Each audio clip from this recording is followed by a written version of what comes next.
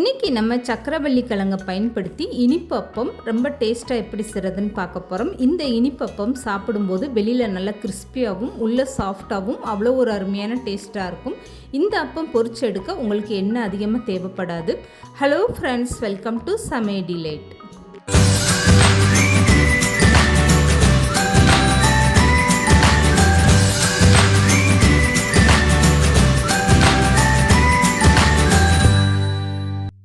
இப்போது இந்த அப்பம் செய்கிறதுக்காக 2 சக்கரவள்ளி கிழங்கு நான் எடுத்திருக்கேன். இந்த கிழங்கை நல்லா கழுவிட்டு இந்த மாதிரி 2-3 கட் பண்ணி எடுத்துக்கோங்க.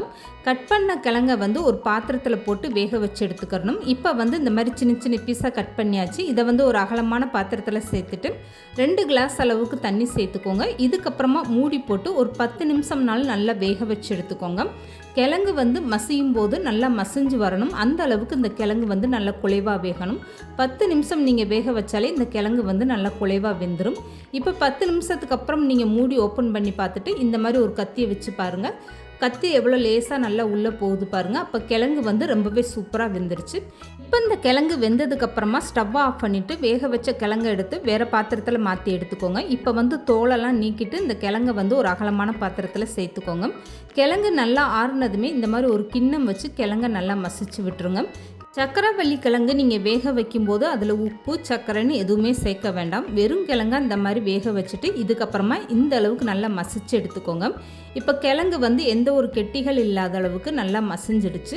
இப்போ இது கூடவே 1 கப் அளவுக்கு பொடியான ரவை சேர்த்துக்கோங்க. ரவை வறுக்காத ரவை தான் நான் சேர்த்துருக்கேன். எந்த கப்பில் ரவை அளந்து எடுத்தீங்களோ அதிலே 1/2 கப் அளவுக்கு சர்க்கரை சேர்த்துக்கோங்க. 1/4 கப் அளவுக்கு அரிசி மாவு சேர்த்துக்கோங்க. இப்போ இது கூடவே 2 ஸ்பூன் அளவுக்கு எள்ளு சேர்த்துக்கோங்க. இப்போ 1/4 ஸ்பூன் அளவுக்கு ஏலக்காய் தூள் சேர்த்துக்கோங்க. இப்போ இது கூடவே ஒரு பிஞ்ச் அளவுக்கு உப்பு சேர்த்துக்கோங்க. ரொம்ப லேசாக இந்த மாதிரி ஒரு பிஞ்ச் அளவுக்கு நீங்கள் உப்பு சேர்த்திங்கன்னா போதும். இப்போ கொஞ்சமாக துருவிய தேங்காய் சேர்த்துக்கோங்க. தேங்காய் சேர்த்து செய்யும்போது இந்த அப்பம் டேஸ்ட்டு ரொம்பவே அருமையாக இருக்கும். 1/4 ஸ்பூனுக்கும் குறைவான ஆப்ப சோடா சேர்த்துக்கோங்க. இப்போ இது எல்லாமே சேர்த்து 1 ஸ்பூன் வச்சு ஃபஸ்ட்டு நல்லா கலந்து கொடுத்துருங்க. இப்போ மாவு பிசைஞ்சு எடுக்க இதில் நீங்கள் தண்ணி சேர்க்கக்கூடாது. இந்த மாதிரி காய்ச்சி ஆற வச்ச பால் சேர்த்துக்கோங்க. எடுத்ததுமே அதிகமான பால் சேர்க்காமல் கொஞ்சம் கொஞ்சமாக பால் சேர்த்துட்டு இந்த மாதிரி நல்லா கலந்து விட்டுருங்க. ஃபஸ்ட்டு நான் 1/4 கப் அளவுக்கு பால் சேர்த்தேன். இப்போ ஒரு 1/4 கப் அளவுக்கு பால் சேர்த்து இந்த மாதிரி பக்குவத்தில் மாவை பிசைஞ்சு எடுத்துட்டேன். இந்த அப்பத்துக்கு நான் 1/2 கப் அளவுக்கு வெள்ளை சக்கரை சேர்த்துருக்கேன். நீங்கள் விருப்பப்பட்டால் நாட்டு சக்கரை கூட சேர்த்துக்கோங்க. கிழங்கோட இனிப்பு எந்த அளவுக்கு இருக்கோ அதுக்கேற்ற மாதிரி நீங்கள் சர்க்கரையோட அளவை கூடுதலாகவோ குறைச்சோ சேர்த்துக்கோங்க. இப்போ மாவை நல்லா கெட்டியாக பிசைஞ்சு எடுத்தாச்சு. இதுக்கு மேலே ஒரு 2 ஸ்பூன் அளவுக்கு நெய் சேர்த்துட்டு இந்த மாவை நல்லா அப்படியே மூடி போட்டு மூடி வச்சுருங்க. நெய்யை மேலே இந்த மாதிரி தடவி விட்டுருங்க நல்லா. அப்போ தான் உங்களுக்கு மாவு காஞ்சி போகாமல் இருக்கும். அப்பத்துக்கு மாவு இந்த மாதிரி நல்லா கெட்டியாக இருந்தால் தான் உங்களுக்கு சாப்பிட்றதுக்கு நல்லா சாஃப்டாக வரும். இப்போ அப்பம் மாவை அப்படியே மூடி போட்டு ஒரு 5லிருந்து 10 நிமிஷம் நல்லா ஊற வச்சு எடுத்துக்கோங்க. அப்போ இந்த ரவையெல்லாம் நல்லா ஊறிட்டு அப்பம் சுட்டு எடுக்கும்போது உங்களுக்கு நல்லா சாஃப்டாக ரொம்பவே சூப்பராக இருக்கும். இப்போ 5 நிமிஷமாக இந்த ரவை நல்லா ஊறிடுச்சு. மாவு நல்லா ஊறினதுக்கப்புறம் பாருங்கள் இன்னும் கொஞ்சம் நல்லாவே கெட்டி ஆயிடுச்சு.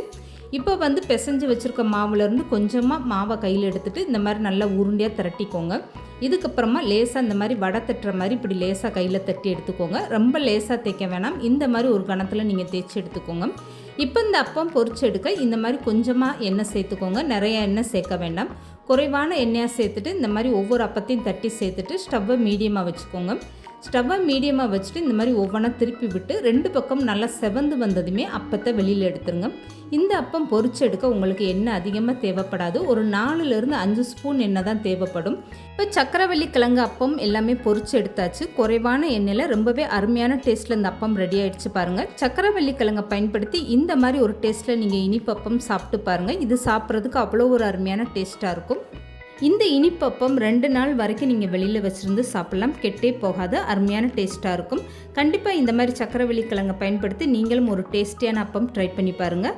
இந்த வீடியோ பிடிச்சிருந்தால் லைக் பண்ணுங்கள், ஷேர் பண்ணுங்கள். மறக்காமல் சமையல் டிலைட் சேனலை சப்ஸ்கிரைப் பண்ணுங்கள்.